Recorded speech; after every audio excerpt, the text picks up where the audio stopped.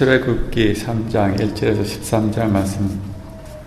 모세는 미디안 제사장인 그의 장인 이드로의 양떼를 치는 목자가 되었다. 그가 양떼를 몰고 광야를 지나서 하나님의 산 호렙으로 갔을 때에 거기에서 주님의 천사가 떨기 가운데서 이는 불꽃으로 그에게 나타났다.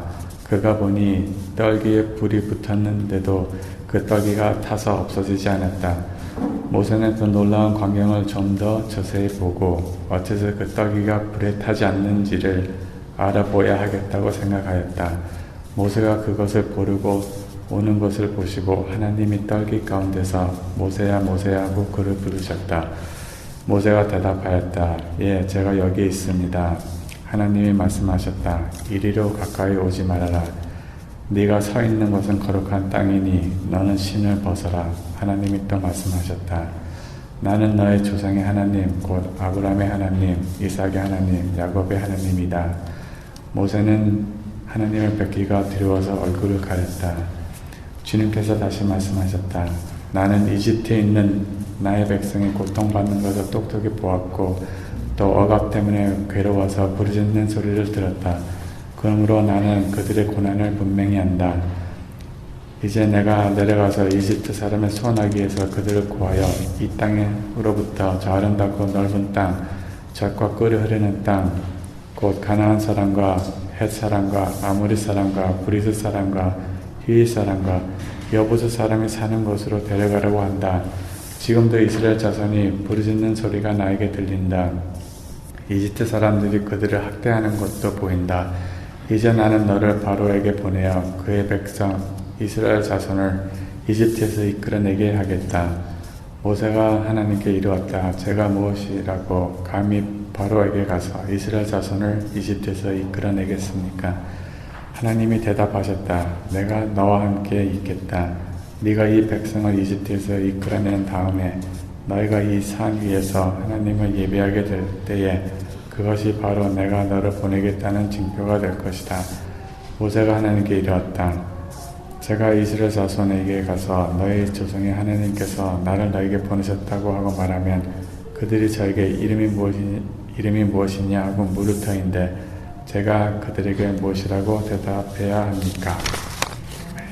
오늘 본문 3장 2절부터 3절을 보면 모세는 평소에 지나다니던 호렙산 광야의 어느 길목에서 불에 타고 있는 떨기나무를 보았습니다.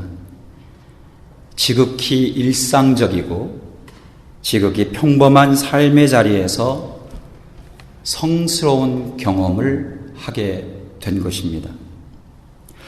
하나님의 사자는 모세에게 그가 현재 서 있는 자리, 바로 그 땅, 그 평범한 땅, 늘 모세가 지나다니던 땅, 아니 그 땅이 거룩한 곳이니 거기서 신을 벗으라고 그렇게 말한 겁니다. 여러분, 거룩한 곳 이미 아시는 것처럼 특별한 곳 아니었습니다. 바로 그가 서 있었던 평범한 땅, 일상의 시간. 여러분, 일상이 뭔가요? 뭐가 많이 있다가도 어느 한순간에 확 사라져버리는 것. 그 둘을 합쳐 일상이라고 합니다. 때로는 참 재미있다가도 어떨 때는 할 게 없어서 정말 지루한 시간을 보내는 것. 그것을 다 합쳐 우리는 일상이라고 하죠. 어떨 땐 참 의미 있게 삶을 살아가다가도 이게 뭐지?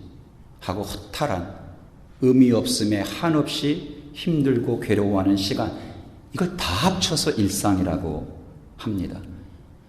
때로는 활력이 넘쳐서 그냥 에너지가 넘쳐서 어디에다가 내 이 에너지를 써야 할지 모를 때도 있었지만, 과거로 얘기를 하게 됩니다. 있었지만 때로는 무기력하고 허탈해서 아니 이젠 기운이 없어서 아무것도 하고 싶지 않고 귀찮아지는 그 모든 시간을 우리는 일상이라고 하죠.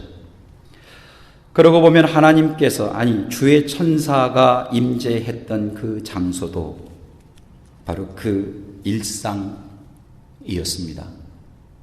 그 떨기나무도 참 평범한 떨기나무였거든요. 여러분, 인생은 광야에서의 여정과 같습니다. 인생이라는 순례길, 희망과 절망이 수도 없이 번갈아 찾아오고 기쁨과 슬픔이 하루에도 몇 번을 반복하는지 모르겠습니다. 때로는 비로한 욕망에 덜미 잡힌 채 살아가기도 하고, 때로는 기분 좋게 성공도 하지만 또 실패도 하고 실수하고 억울한 일 당해서 잠 못 이룰 때도 있고, 이렇게 희노애락이 순서 없이 반복되는 경랑의 길, 격동의 길, 바로 그 이름이 인생입니다. 우리는 다 그런 인생들을 각자 살아가고 있지요. 그런데 오늘 출애굽기의 말씀은 그런 일상과 인생의 여정 가운데 있던 모세에게 하나님께서 찾아오셨고 임재하셨고 함께하셨다. 이 부분이 매우 중요합니다. 오늘 우리는 이 사실을 기억하기 위해 오늘 이 자리에 와 있는지도 모르겠습니다.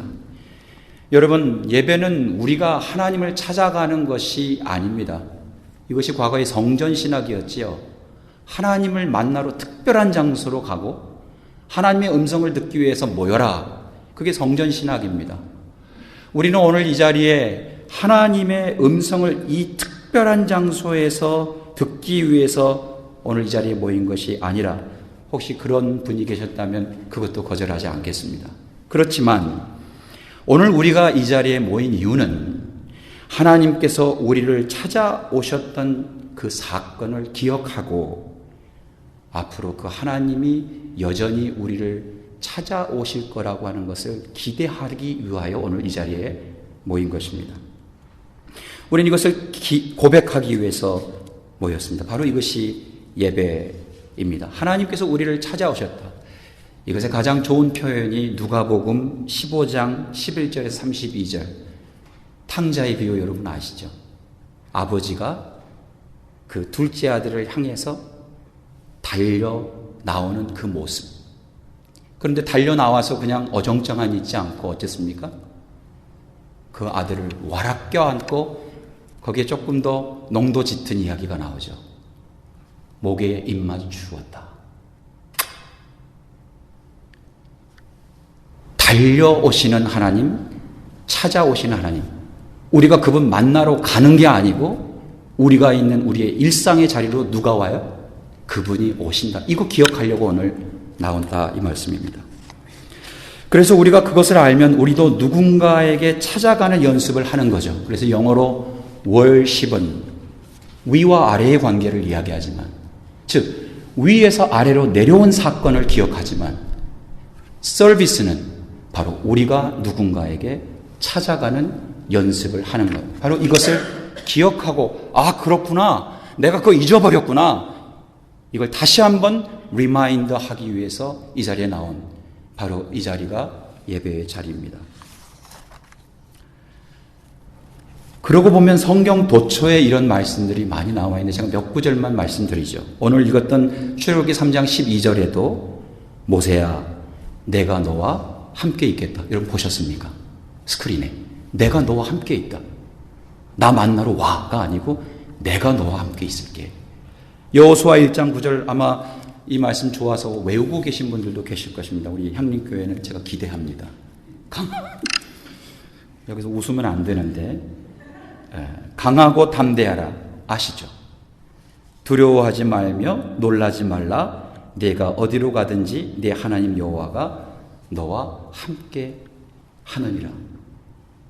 오라는 얘기가 아니고 내가 갈 테니까 거기 있어.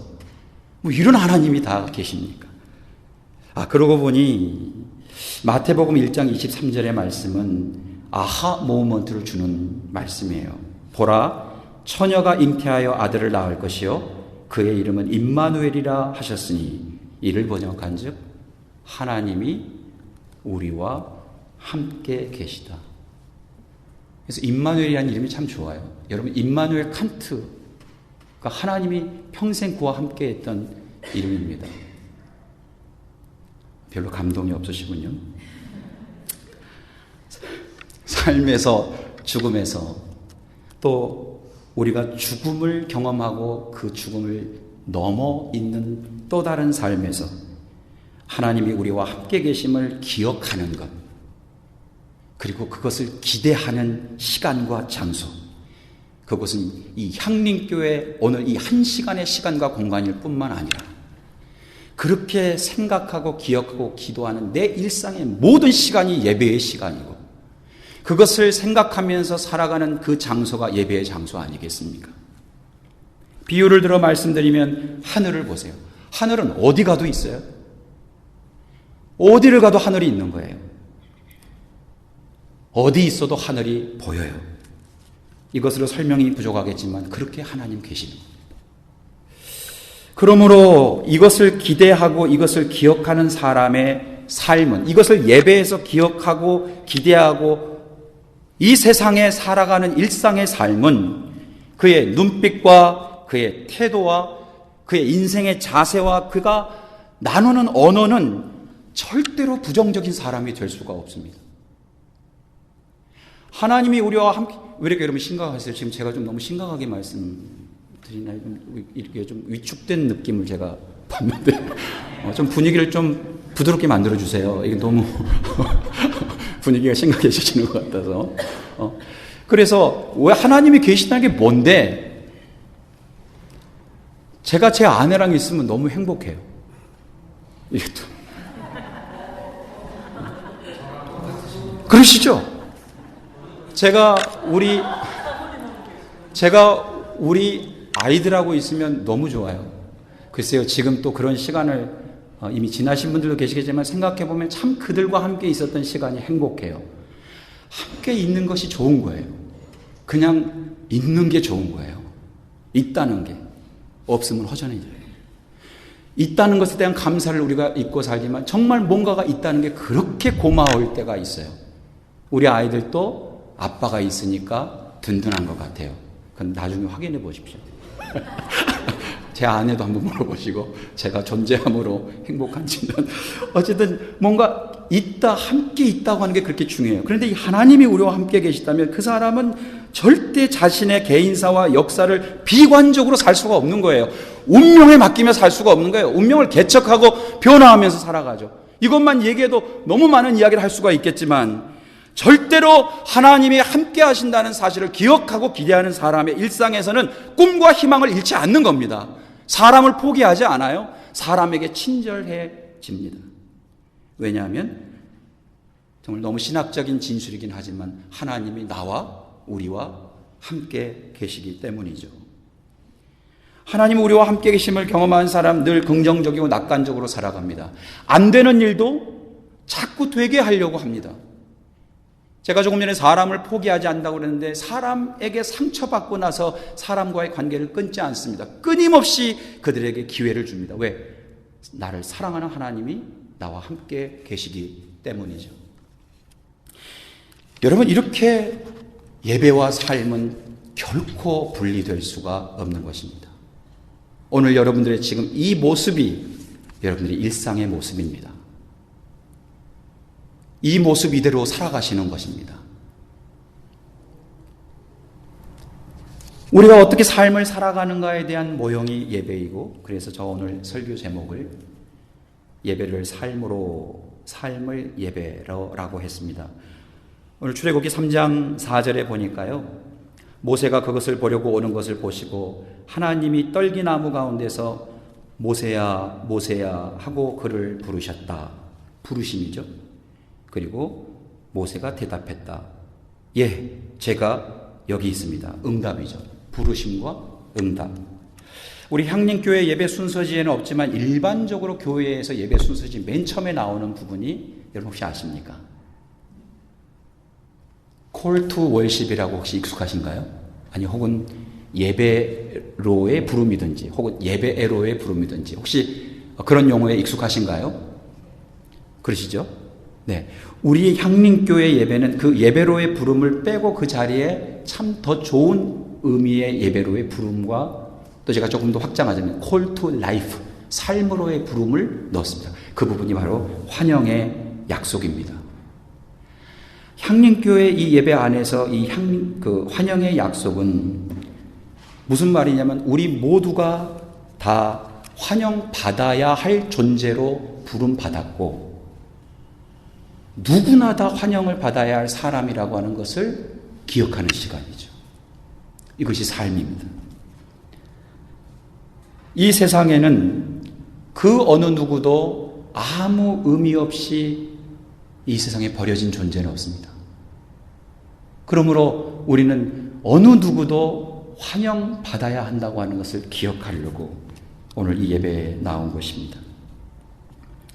개인적으로 제가 미국의 성공회 예배를 참석했을 때 11시가 다 됐는데 교인들이 아무도 안 들어가고 아마 수천 명 됐던 것 같아요. 제가 특별히 교회 탐방을 하는 중에 성공회 예배를 좀 경험하고 싶어서 안 들어가요. 제가 그렇게 예배를 드려보지 않았으니까 좀 안절부절이 되더라고요. 왜 안 들어가나. 그리고 11시가 됐는데 밖에 있던 사람들이 교회에 들어가는 엔트런스 입구, 생츄어리 입구가 문이 탁 열리는데요. 거기에서 종이 땡땡땡 하고 3번 울려요. 저는 그때부터 울컥하기 시작했어요. 그리고 사람들이 조용히 예배당 안으로 11시 예배에 맞춰서 들어가는 거예요. 아무도 저한테 그걸 설명해 주지 않았는데요. 나를 불러주지 않았다면 내가 지금 여기를 걸어올 수가 없었구나 하는 갑자기 그런 인사이트가 갑자기 확 생기는 거야. 아, 내가 초대받은 존재구나. 내가 이 세상에 그냥 태어난 게 아니구나. 불러주신 분이 계셨구나. 그래서 내가 여기 있는 거구나. 그것을 제 어떤 액션을 통해서 너무 뭉클하게 그것을 경험하게 되었습니다. 오늘 본문의 부르심과 응답의 부분이 있는데 여러분 우리가 하나님으로부터 부름받은 존재들입니다. 이럴 때는 향림교회도 아멘 하시는 겁니다. 향림교회도에 거슬린 분 계십니까 혹시? 우리가 부름받았다. 도대체 어디로 나를 불러주셨나? 내 인생의 무대로 나를 불러주신 거예요. 이 특정한 시간에 저는 1971년부터 아직은 땡땡땡이지만 이 특정한 역사의 시간의 무대에 나를 초대해 주신 거예요. 그 이유는 아직 얘기 안 드려요. 근데 여러분도 마찬가지고 그런데 인생의 무대뿐입니까? 그 많은 교회 중에 왜 향림교회로 우리를 초대해 주시냐고요.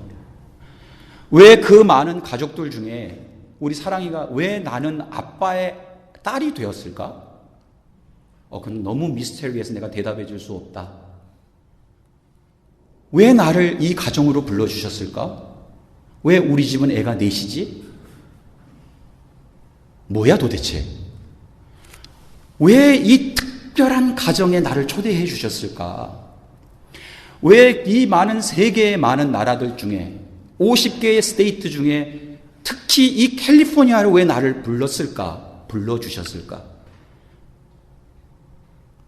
왜 나를 대한민국 국민으로 초대해 주셨을까? 나를 왜 이러한 직업으로 초대해 주셨을까? 이게 부르심 아니겠습니까? 향림교회는 이 부르심에 우리가 왜 이곳에 왔냐면 당연히 이 세상에서 존중받고 또 누군가를 존중해 주는 삶을 살아가라고 그것을 위해서 부름받았으니까 그렇게 살아가라고 우리에게 오늘도 다음 주도 그 다음 주도 우리에게 반복적으로 우리에게 알려줘. 왜요? 잊어버리니까. 우린 자꾸 일상의 삶에서 그렇게 안 사니까요. 너무 무례하고 너무 무지하고 너무 경청하지 않고 때로는 툭툭 화를 내고 어떤 사람의 폐부에 너무 심각한 예리한 어떤 무엇인가를 깊숙이 심각해지지 마십시오. 제가 이렇게 얘기할 때 잊어버려요. 그리고 다시 와서 나는 환영하기 위해서 이 땅에 태어났구나를 다시 기억하는 것. 그게 무슨 시간이라고요? 이제 좀 얘기 좀 해주세요. 무슨 시간이라고요? 예배의 시간이죠. 그리고 그렇게 살아가는 그 삶이 예배죠. 그죠? 벌써 몇 분 좀 감동되기 시작했어요. 지금 이제 한 절반 정도 왔는데.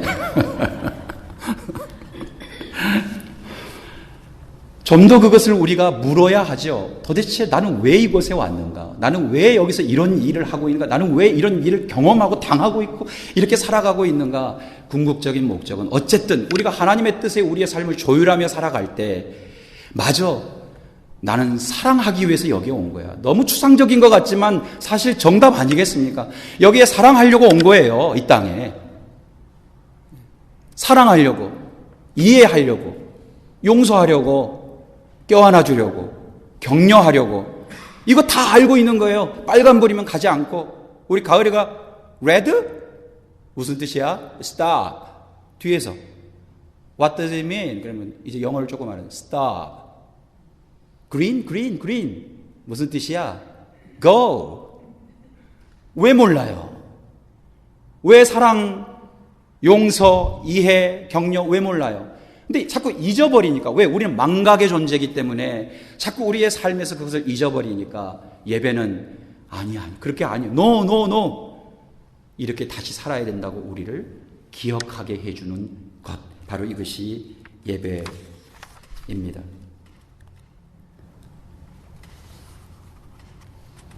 바로 그렇게 살아가는 삶을 경험하는 것. 여러분 그것이 우리의 응답입니다. 부르심은 있는데 리스판스가 없어요. 예배에서의 가장 심각한 문제 중에 하나는 부르심은 있는데 리스판스가 없어요. 아니, 더 깊이 보면 부르심도 없어요. 콜링이 없으니 리스판스가 있을 리가요. 어떻게 살아야 하는 걸 알았다면 이제 모세야 모세야라고 하는 그 짧은 이름 속에 담겨져 있는 그 많은 하나님의 표현이 네, 제가 여기 있습니다 라고 하는 응답으로 이루어져야 하는 거죠. 이게 삶입니다. 그리고 이것이 예배죠. 모세는 자기 이름 모세야 모세야를 이름을 들었습니다. 남중아 남중아라고 부를 때 하나님 저 여기 있습니다. 아마 앉아 계신 여러분들 중에 여러분들의 이름을 아주 오랫동안 들어보지 못하셨거나 아니면 이름을 잃어버리거나 잃어버렸던 건 잊어버렸다라고 해야 되나요? 내 이름을 부르지 언제 내가 내 이름을 들어봤나? 할 때 제가 여기서 잠깐 여러분들에게 좀 권해드리겠습니다. 여러분의 이름을 하나님이 부르시는 거지만 2번 정도 나지막하게 한번 불러보시죠. 제 이름 부르지 마세요. 제 이름 부르지 마세요. 시작.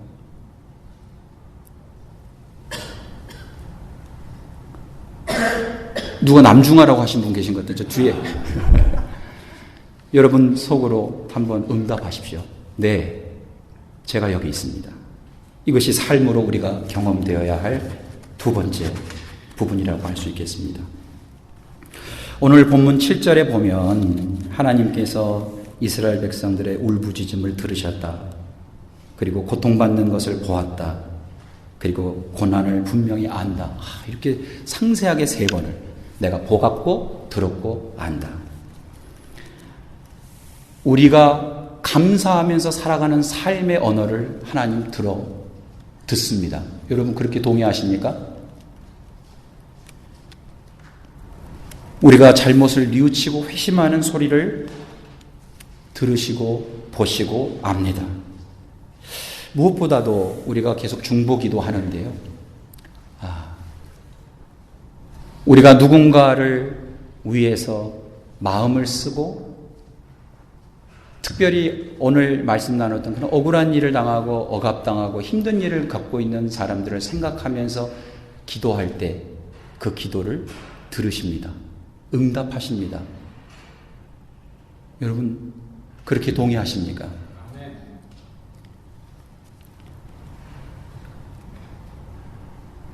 심지어 우리가 중보기도 시간 외에 어떤 기도의 내용을 나눌 때 말하지 못하고 그냥 우리 마음속에 맴돌고 있는 기도도 아니 그게 기도인지 아닌지도 모르는 그런 것도 하나님 아십니다. 여러분 동의하십니까? 그런데요, 제가 지금 여기는 우리 교회 예배당이 아니어서 이제 그런 부분이 좀 없다고 생각하는데, 그리고 이제 여기가 채플이 소채플이니까 보통 교회를 가시면요, 강대상 앞에 큰 로고 2개가 찍혀 있습니다. 다음부터는 어디 교회 가시면 향림교회 못 오시고 어디 교회 가실 일 있으면 제 말이 맞는지 한번 확인해 보세요.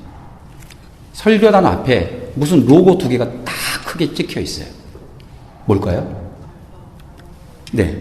이제 교회 생활 오래 하신 분들은 뭐 툭 나오죠. 뭐예요? 알파와 오메가. 초대교회 때부터요, 기도는 하루에 3시간씩 드렸습니다. 3번 드렸다가 6번으로 바뀌었습니다. 이것이 교회 전통입니다. 아침 6시, 아침 9시, 정오. 이것이 중세시대에 들어오면서 12시에서 3시, 6시, 9시, 6번이죠. 그 다음에 7번으로 바뀝니다. 잠자기 전. 언제 잠들지 모르니까. 9시 그 이후에도 주무실 수 있으니까. 이것을 규칙적으로 들었어요. 기도가 뭐하고 연결이 되어 있냐면 시간하고 연결이 되어 있습니다. 알파와 오메가의 뜻은 처음과 나중이죠. 시작과 끝이에요. 이건 요한계시록에 나오는 말씀이에요. 하나님 그런 분이다. 기도는 뭘 기억하는 것인가? 기도는 한번 따라해 보시죠. 시간을 기억하는 것이다. 무슨 시간을 기억하라는 거예요? 시작한 시간이 있으면 끝나는 시간이 있다는 것을 기억하라는 거예요.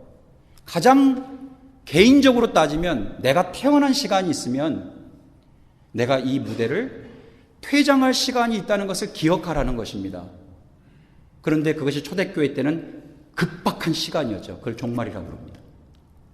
늘 종말론적으로 살았어요. 지금 이 시간이 마지막 시간이라고 생각한 겁니다. 지금 이 시간이. 그러면 내 삶이 어떻게 돼야 됩니까? 제가 어저께 우리 한길이하고 차 타고 가면서 제 설교를 써머리 해주면서 한길아, 너에게 지금 5분이 남아있다면 넌 뭘 할래? 글쎄 하고 그냥 집으로 가버리더라고요. 자, 여러분 시간을 생각해 보세요. 이 시간은 내 개인적으로는 언젠가 끝날 시간이 있어요. 그걸 기억하고, 두 번째는 우리가 살아가는 이 역사에도 시작이 있었다면 반드시 끝이 있어요.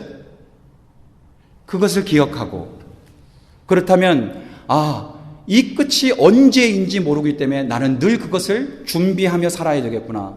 사람 관계라든지 경제적인 관계라든지 정치, 사회, 문화 모든 내 삶의 관계에서 내가 오늘 이 하루가 나에게 주어진 마지막 시간이라면 나는 오늘 뭘 해야 되나?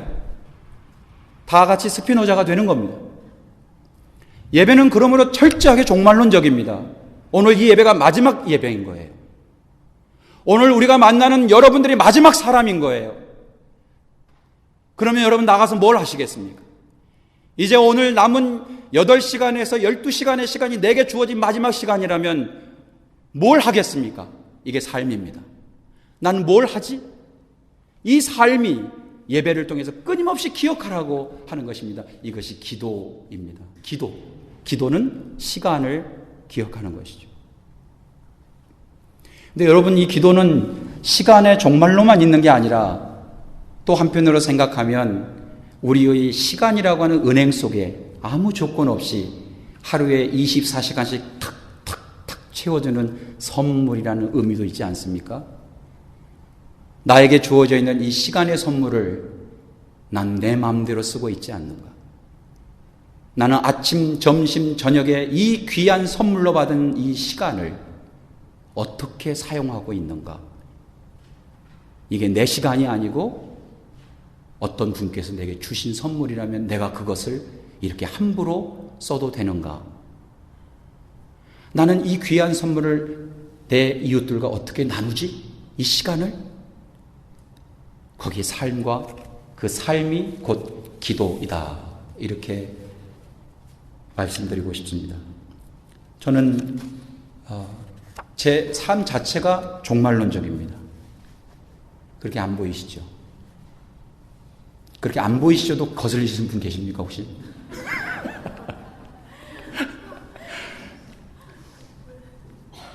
제 삶 자체가 종말론. 저도 오늘 오늘 여기에 서 있는 이 시간이 저에게는 그냥 마지막 설교의 시간이라고 하는 생각을 매우 의식적으로, 의도적으로 합니다. 이걸 우리가 보통 스피리추얼리티, 영성이라고 하는 겁니다. 영성, 지향성. 나는 어떤 시간과 어떤 생각을 가지고 끊임없이 살아가고 있는가. 제가 여기 2007년 1월에 처음 유학 가서 한국에서 한 번도 사보지 못했던 1000불짜리 LCD TV. 지금은 뭐 워낙 그때는 1000불. 아마존에서 18개월 무이자 할부로 할렐루야를 외치며 내가 이걸 50불씩 갚아나가면은 볼 수 있겠구나. 월드컵 볼 수 있겠구나. 처음 사서 집에 다 포장지를 뜯고 앞에다 설치했더니 우리 어린 한길이가 앞에 있던 열쇠 꾸러미로 그 쇠 앞에 튀어나온 대로 화면 왼쪽부터 오른쪽을 쫙. 제가 만약에 종말론적인 삶을 살지 않았다면 지금 우리 한길이와 저는 관계가 좋지 않을 것입니다. 아마 거기서 어쩌면 우리 한길에게 큰 상처를 입혔을지도 모릅니다. 내가 오늘 주어진 이 시간이 하루 마지막 남아있는데 내가 이 TV에 연연할 필요가 뭐가 있지? 그래서 그 TV 지금도 보고 있습니다. 지금도 저희 집에 있습니다.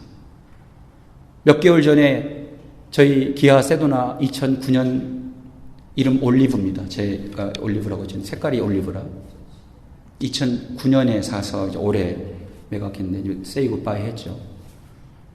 2009년에 딱 처음 사서 학생이었지만 부교육자로 인터뷰를 갔던 교회에 차를 주차해 놨는데 며칠 됐나? 하루인가? 인터뷰를 끝나고 딱 나왔는데 누가 뒤에를 쳐가지고 뒤에 범퍼가 구부러지고 불 들어오는 데가 깨졌어요. 제가 만약에 종말론적인 삶을 살지 않았다면 그 사람은 지금도 제가 저주를 하고 있을지도 모르겠습니다. 아니, 교회에서 그것도 뻔히 찾아보면 나올 텐데 차도 안 갖고 오고 다음 주부터. 그래서 밝히지 못했습니다. 그런데 화가 나지가 않는 거예요. 뭐 그러거나 말거나. 왜? 제 삶이 종말론적인 삶을 살기 때문이죠. 저는 그것이 기도라고 생각합니다. 기도는 언어 이전에 삶이고 그 삶으로 시간을 기억하는 것이죠. 마지막으로 오늘 우리가 읽은 말씀에 파송과 축도, 우리 향림교회의 마지막 예배 순서 중에 파송과 축도라고 하는 부분이 나오는데 오늘 본문에도 이렇게 나오죠. 지금도 이스라엘 자손이 부르짖는 소리가 나에게 들린다. 제가 조금 더 목소리를 좀 멋있게. 이집트 사람들이 그들을 학대하는 것도 보인다. 모세야, 나는 너를 바로에게 보내요. 나의 백성 이스라엘 자손을 이집트에서 확 끌어내버려. 싹 다 끌어내버려. 여러분,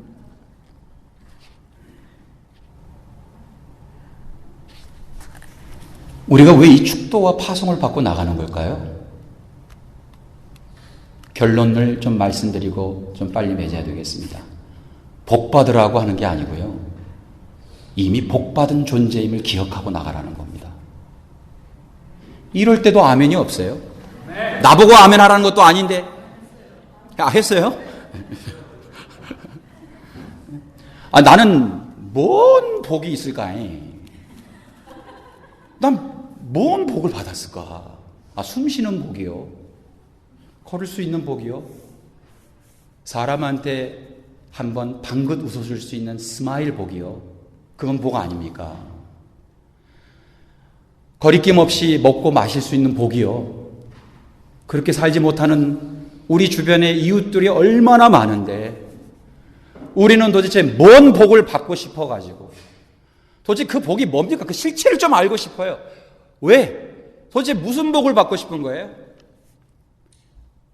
죄송합니다. 또 너무 심각하게 얘기를 해서.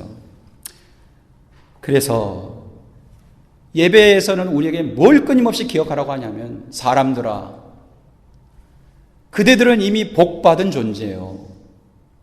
이미 복을 받았으니 세상으로 나아가 당신들이 받은 그 복 좀 나눠주고 살라고 여러분들 파송과 축복, 기도를 받은 거예요. 모세에게 뭘 무장시킨 게 아니에요. 너 가서 해방시키라는 거예요. 트러스트가 있는 거죠. 하나님이 모세에게 뭔가를 특별하게 훈련시켜서 해방시킬 수 있도록 한 게 아니라 이미 믿어준 거예요. 너는 이미 그럴 사람이고 해방시킬 수 있는 사람이야. 여러분들은 복을 생산해내는 사람이 아니라 이미 가지고 있는 복을 뭐 하라고요? 나눠주라. 이제 한번 좀 웃어주세요. 왜 이렇게 인상찍으리? 아니, 왜 복을 안 나누세요, 저하고? 이제 좀 한번 웃어주세요. 이게 우리의 삶이라니까요. 우리의 관점이고, 우리의 태도고, 우리의 철학이고, 우리의 신앙이고, 이것이 예배고, 이것이 삶입니다. 이때 산상수훈 팔복의 축복이 우리의 복이 되기를 바랍니다. 마음을 비우는 사람으로서의 복. 끊임없이 뭔가를 비워내는 복말입니다. 오늘도 버리고, 내일도 버리고, 점점 더 심플 라이프로 살아가는 그런 복. 그런 복을 실천할 수 있으시기를 바랍니다. 나머지 부분들은 다 여러분들 아시니까 시간 관계상 좀 생략하도록 하겠습니다. 무엇보다도 해방을 경험하게 하는 복을 좀 여러분들 나눠주세요. 사람들 숨통 좋으지 말고, 저도 어저께 또 깨달았는데 제가 좀 목소리가 굵어가지고 상대방을 위협하는 것 같아요. 학생하고 교수로 만나서 얘기를 하는데 학생이 너무 움츠러들어요. 나중에 보니까 제 말하는 톤이 너무 중압감을 줬던 것 같아요. 그런 것까지도 섬세하게 생각하게 됩니다. 해방이라는 중심으로는. 내가 이 사람을 어떻게 자유롭게 해줄까? 어떻게 하면은 마음껏 살아가게 해줄 수 있을까? 내 가정, 내 교회, 우리가 살아가는 이 세상. 이미 그런 복 받았으니 그 복을 경험하게 해줘라. 이런 말입니다. 윤동주의 팔복을 읽으면서 눈물이 나더라고요. 팔복 여러분 아시죠? 윤동주의 팔복입니다. 슬퍼하는 자는 복이 있나니 8번 나옵니다. 그리고 마지막에 저희가 영원히 슬플 것이요. 이것이 절망과 포기가 아니라 애통하는 사람들을 말하는 거예요. 스플랑크니조마이, 제가 예전에 한번 설교할 때 말씀드렸던 것 같은데, 애가 끓는 마음, 애 끊어지는 마음, 끓다 끊다, 애간장 타는 마음, 애간장 녹는 마음. 내가 내 주변에 살아가는 사람들 보니까 내가 내 애가 너무 끊어지고 끊어질 것 같고 찢어질 것 같고 타고 녹는 이 마음, 그렇게 영원히 슬퍼하는 사람이 복을 받을 것이다. 그렇게 슬퍼하는 사람이 바로 예배와 삶을 제대로 드리는 사람이라는 생각이 듭니다. 여러분, 오늘 제가 예배를 삶으로, 삶을 예배로라는 주제로 말씀 나누었습니다. 여러분의 삶에서 이 예배가 경험되고 또 예배에서 삶을 생각하시는 여러분 모두가 되시기를 부탁드리겠습니다.